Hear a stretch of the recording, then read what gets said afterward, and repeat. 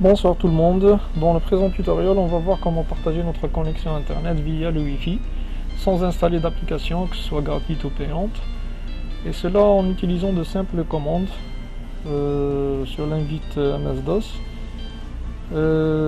car l'option est déjà intégrée dans la plupart des systèmes Microsoft Windows, que ce soit le 7, le 8 ou le 10.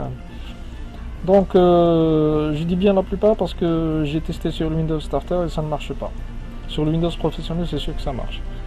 Donc pour voir si ça marche, on n'a qu'à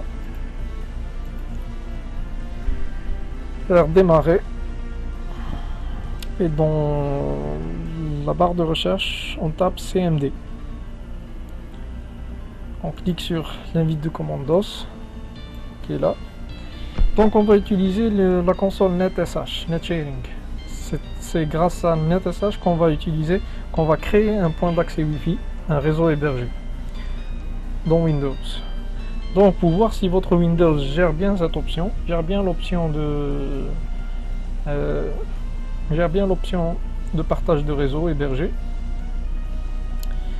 on tape NetSH espace WLAN qui est notre interface Wi-Fi. On tape Show Drivers. On va montrer avec cette commande, elle va vous montrer des informations sur le pilote de notre carte Wi-Fi et toutes les options qui vont avec. Donc sans plus tarder, on tape sur Entrée. Et là, elle va avoir beaucoup d'informations. On va voir le pilote, nom du pilote, Intel Centeno, le fournisseur Intel, la version, la date et la version et tout ça. Mais nous, ce qui nous intéresse, c'est ça, c'est cette ligne. Réseau hébergé pris en charge. Si vous trouvez que c'est oui, si la réponse est oui, donc votre système d'exploitation prend en charge le réseau hébergé. Si vous trouvez que c'est non, donc pas la peine de continuer ce tutoriel, votre Windows ne gère pas les réseaux hébergés. D'accord? Donc il faut voir prise en charge. Réseau hébergé pris en charge. Oui. D'accord. Sans plus tarder, on va créer notre réseau hébergé. Donc, toujours en utilisant la commande NetSH sur l'interface Wi-Fi WLAN, on met 7, c'est-à-dire qu'on va installer Hosted Network, qui est réseau hébergé en anglais. Le mode, on va permettre au réseau d'héberger un réseau. Donc on met Allow, ce qui veut dire permettre. On met SSID, c'est le nom de notre point d'accès. Moi je vais le nommer mon Wi-Fi, par exemple. Vous le nommez comme vous voulez. Et Key qui est le mot de passe. Vous faites votre mot de passe. Mot de passe. Bien sûr, vous allez mettre quelque chose de plus compliqué, mais pour les besoins du tuto, pour simplifier les choses, j'ai mis n'importe quoi. Normalement, c'est bon. On appuie sur Entrée. Très bien. On nous met que le mode réseau hébergé a été autorisé. Très bien. La SSID du réseau hébergé a bien été modifié. Ça s'appelle mon Wi-Fi. Le mot de passe de la clé utilisateur du réseau hébergé a bien été modifié. Très bien. Ça, c'est le mot de passe. D'accord. Donc, notre réseau hébergé a bien été créé. A bien été autorisé. Donc, il n'a plus qu'à le démarrer. Toujours avec la commande NetSH. WLAN, interface Wi-Fi. On met tout simplement Start. Hosted Network. Et on appuie sur Entrée. Hop, le réseau hébergé a démarré. Très bien. Je viens voir connexion. Ça c'est ma connexion internet filaire via le câble Ethernet. Et ça c'est mon réseau Wi-Fi. Ça c'est mon point d'accès Wi-Fi que j'ai créé. Mon Wi-Fi. Qui est bien le nom ici. Très bien. Là je vois que j'ai accès à internet et là je vois que j'ai accès à internet. Ok. Donc une petite remarque s'impose ici, parce que moi j'ai déjà configuré mon Wi-Fi, donc il démarre directement avec l'accès internet.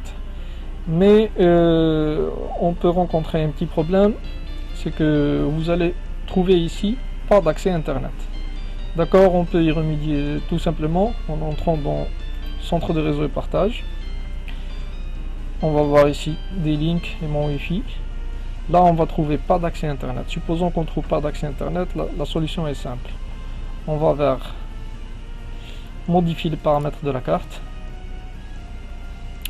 On va à notre carte réseau locale, carte Ethernet avec notre connexion. Pour ma part, c'est des links, ma connexion filaire. On appuie sur le bouton droit, on fait propriété. D'accord. Et là, on va sur partage. Vous trouverez cette case décochée. Vous allez cocher cette case. Cette case nous dit quoi? Autoriser d'autres utilisateurs de réseau à se connecter via la connexion internet de cet ordinateur. Très bien. On coche celle-ci. On va trouver ici une liste déroulante. On va choisir avec quelle interface réseau on va partager notre connexion internet. Tout simplement, on voit ici. On va chercher notre point d'accès qu'on avait créé. Mon Wi-Fi. Très bien. Mon Wi-Fi est dans quelle interface? Connexion réseau sans fil 3. Très bien. On va choisir dans la liste connexion réseau sans fil 3. Pour ma part, je l'ai déjà fait. Donc, il n'y a pas à le refaire. Okay. Dès que vous choisissez votre interface, vous partagez, vous appuyez sur OK. Vous allez directement trouver ici accès Internet et vous pouvez accéder à Internet via vos autres périphériques. Supposons que vous partagez avec la télé ou le mobile. Et vous pouvez bénéficier de votre connexion internet plus normalement du monde. Donc,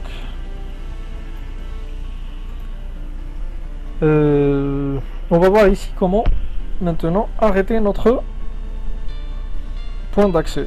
Tout simplement en utilisant la commande netsh WLAN